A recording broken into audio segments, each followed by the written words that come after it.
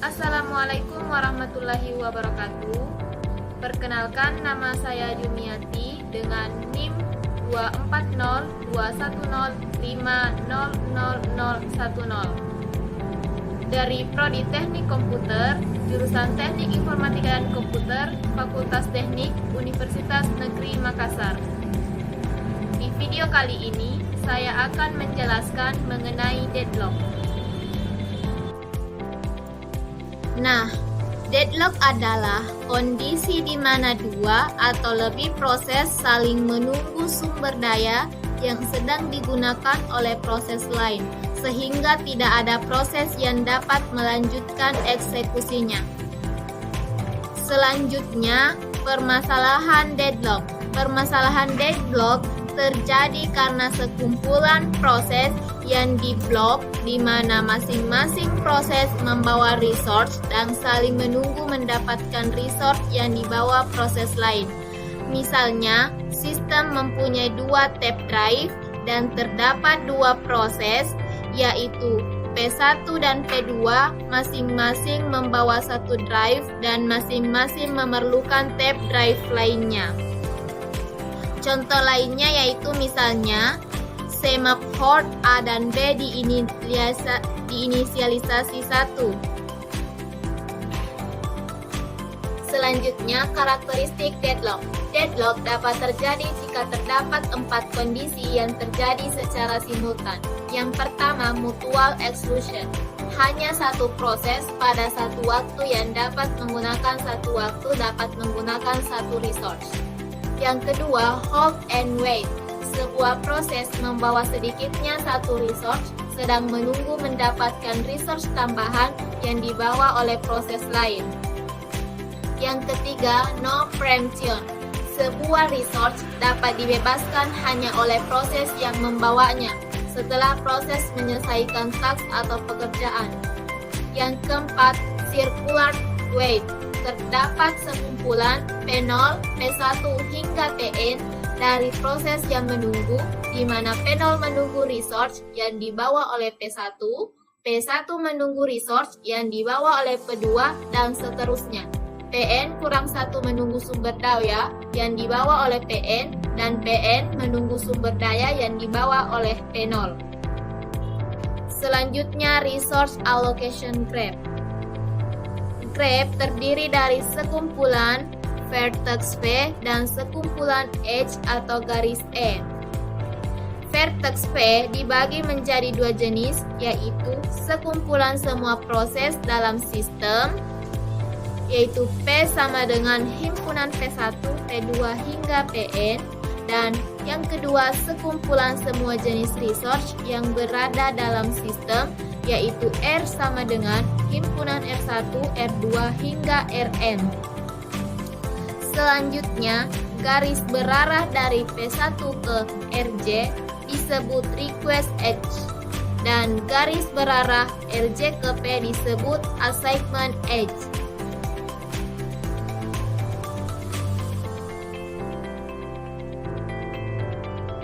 Adapun notasi-notasi yang digunakan pada resource allocation graph yaitu proses dilambangkan dengan lingkaran kosong, sumber daya dilambangkan dengan segi 4, dan anggotanya dilambangkan dengan titik. Jadi jika anggotanya 4, maka titiknya ada 4. Selanjutnya, proses I meminta anggota dari sumber daya ini. Dan selanjutnya, proses membawa satu anggota dari sumber daya yang dipinjam oleh proses. Jika prosesnya berlanjut pada sumber daya ini, maka satu sudah digunakan, 3-nya masih belum digunakan, jadi masih bisa dilanjutkan lagi prosesnya.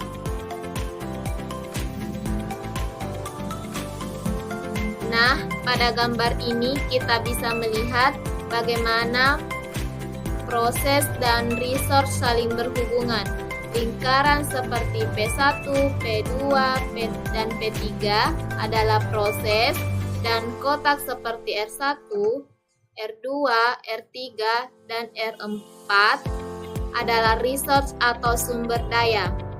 Garis panah dari proses ke resource menandakan bahwa proses tersebut meminta resource. Misalnya, P1 meminta R1 dan R2. Sedangkan panah dari resource ke proses menunjukkan bahwa resource sedang dialokasikan atau digunakan oleh proses tersebut. Contohnya, R1 dialokasikan ke P1 dan R3 dialokasikan ke P2. Nah, jika kita perhatikan ada kemungkinan terjadi siklus. Artinya, proses menunggu resource yang sedang dipakai proses lain dan sebaliknya. Inilah yang disebut deadlock.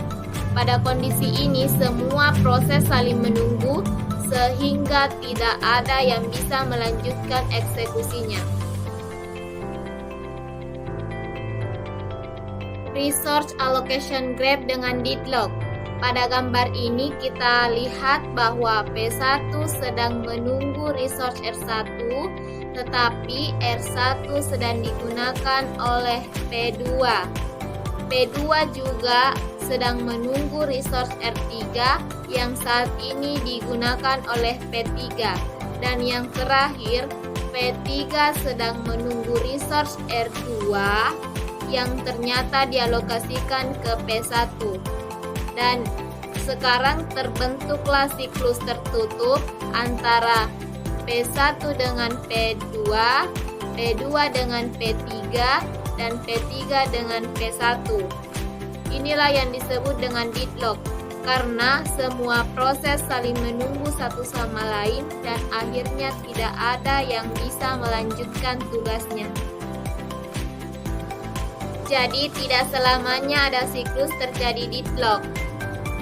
Di gambar ini memang ada siklus yang melibatkan proses P1, P3, dan P4 serta resource R1 dan resource R2. Tapi kenapa tidak terjadi deadlock? Karena ada kemungkinan bahwa salah satu proses, misalnya P4, menyelesaikan tugasnya lalu melepaskan resource yang dia pegang. Begitu resource dilepas, proses lain seperti P1 atau P3 bisa melanjutkan sehingga aliran eksekusi tetap berjalan. Jadi, meskipun ada siklus, deadlock tidak terjadi karena tidak semua proses saling menunggu secara permanen. Berikutnya, pencegahan deadlock. Pencegahan deadlock ada dua, yaitu deadlock prevention dan deadlock avoidance. Deadlock prevention mencegah dari kemungkinan 4 karakteristik deadlock. Yang pertama, mencegah mutual exclusion. Tidak tersedia resource yang dapat digunakan bersama-sama. Semua proses membawa resource yang tidak dapat digunakan bersama-sama dan tidak dapat dicegah. Yang kedua, mencegah halt and wait. Untuk mencegah halt and wait, sistem harus menjamin bahwa ketika sebuah proses meminta resource, proses tersebut tidak sedang membawa resource. Dan sebelum eksekusi, proses perlu meminta dan dialokasikan semua proses atau memperbolehkan proses meminta resource hanya jika proses tidak membawa resource. Model seperti ini mempunyai utilitas resource menjadi rendah dan kemungkinan terjadi starvation. Yang keempat, mencegah non-preemption. Cara mencegahnya yang pertama, jika sebuah proses membawa beberapa resource dan meminta resource yang lain yang tidak dapat segera dipenuhi, maka semua resource yang sedang dibawa proses tersebut harus dibebaskan. Yang kedua, resource yang dapat ditunda atau prime resource ditambahkan ke daftar resource untuk proses yang menunggu. Yang ketiga, proses akan di-restart ketika proses hanya mendapatkan kembali resource lama setelah meminta resource baru. Yang keempat, mencegah circular wait, memperlakukan pemesanan terlebih dahulu untuk total jenis resource yang dibutuhkan dan setiap proses meminta resource sesuai urutan nomor. Selanjutnya, pencegahan deadlock avoidance. Sistem harus mempunyai tambahan ketersediaan informasi sebelumnya. Yang pertama, model yang sangat sederhana dan sangat berguna. Setiap proses perlu mendeklarasikan jumlah maksimal setiap jenis resource yang dibutuhkan. Yang kedua, algoritma deadlock avoidance secara dinamis menguji stage dari resource allocation untuk menjamin tidak pernah terjadi kondisi circular wait.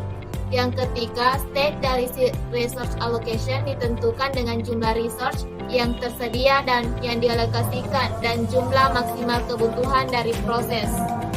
Selanjutnya, pendeteksian deadlock. Yang pertama, satu anggota untuk setiap jenis resource atau sumber daya. Jika semua sumber daya atau resource hanya mempunyai satu anggota, kita dapat menentukan algoritma mendeteksi deadlock menggunakan bentuk resource allocation graph yang disebut white for graph. Secara periodik, sistem menggunakan algoritma yang mencari siklus pada graph. Jika terjadi siklus pada graph, maka mungkin terjadi deadlock. Selanjutnya, beberapa anggota untuk setiap tipe resource atau sumber daya. Untuk tipe resource atau sumber daya yang mempunyai beberapa anggota digunakan algoritma yang sejenis dengan algoritma Banker dengan struktur daya seperti berikut. Yang pertama, available, vektor panjang M menandakan jumlah sumber daya yang tersedia untuk setiap tipe sumber daya. Yang kedua, allocation, matriks N dikali M yang mendefinisikan jumlah sumber daya untuk setiap tipe sumber daya yang sedang dialokasikan untuk setiap proses. Yang ketiga, request, matriks N dikali M yang mendefinisikan permintaan setiap proses. Jika request I, J sama dengan K, maka proses PI meminta KA, anggota tipe sumber daya RJ. Selanjutnya, perbaikan dari deadlock. Ada dua pilihan untuk memperbaiki deadlock. Yang pertama, terminasi proses, dan yang kedua, menunda sumber daya. Untuk memperbaiki deadlock dengan terminasi proses dapat digunakan salah satu dari dua metode di bawah ini, yaitu menghentikan semua proses yang deadlock, menghentikan satu demi satu proses pada satu waktu sampai siklus deadlock dieliminasi. Untuk menentukan urutan proses yang harus dihentikan, ada beberapa faktor yang harus diperhatikan. Yang pertama, prioritas proses. Yang kedua, berapa lama proses berjalan dan berapa lama lagi selesai. Resource dari proses yang digunakan, resource dari proses yang harus dipenuhi, berapa proses yang perlu dihentikan, dan apakah proses interaktif atau batch. Selanjutnya, perbaikan deadlock dengan menunda sumber daya. Jika penundaan dibutuhkan untuk menghilangkan deadlock, terdapat tiga hal yang perlu diperhatikan. Yang pertama, pilih korban cost minimal. Yang kedua, lakukan rollback kembali ke beberapa save state restart proses pada state tersebut. Yang ketiga, starvation proses yang dipilih sebagai korban selalu sama, termasuk jumlah rollback menjadi faktor cost. Yang terakhir, metode kombinasi menangani deadlock. Untuk menangani deadlock dilakukan kombinasi dari tiga pendekatan dasar, yaitu pencegahan atau prevention, pengabaian atau avoidance, dan pendeteksian atau detection. Kombinasi ketiga pendekatan dasar ini memungkinkan menggunakan pendekatan optimal untuk setiap resource dalam sistem, melakukan partisi resource dalam kelompok pemesanan secara hierarki, dan menggunakan teknik yang tepat untuk menangani deadlock dalam setiap kelompok. Itulah video penjelasan dari saya. Sekian dan terima kasih. Wassalamualaikum warahmatullahi wabarakatuh.